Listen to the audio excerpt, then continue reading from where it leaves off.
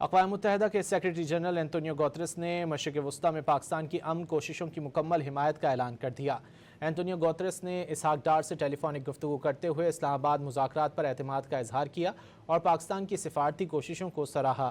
انہوں نے مذاکرات کی دوبارہ بحالی کی امید بھی ظاہر کی۔ کویت، کینیڈا، رومانیہ اور یورپی یونین نے بھی ایران امریکہ مذاکرات میں سہولت کاری کے لیے پاکستان کے بھرپور کردار کو سراہا۔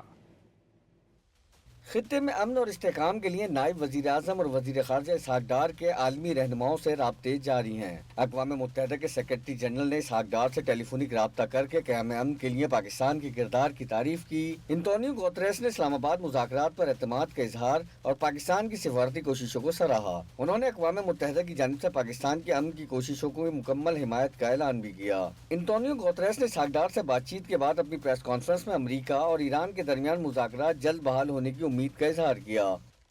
The indication we have is that it is highly probable that these talks will restart. I had today a meeting with the Deputy Prime Minister of Pakistan, and I want to take profit of this occasion to express my enormous admiration to Pakistan for the very important initiative that Pakistan has been assuming in order to bring peace to the Middle East.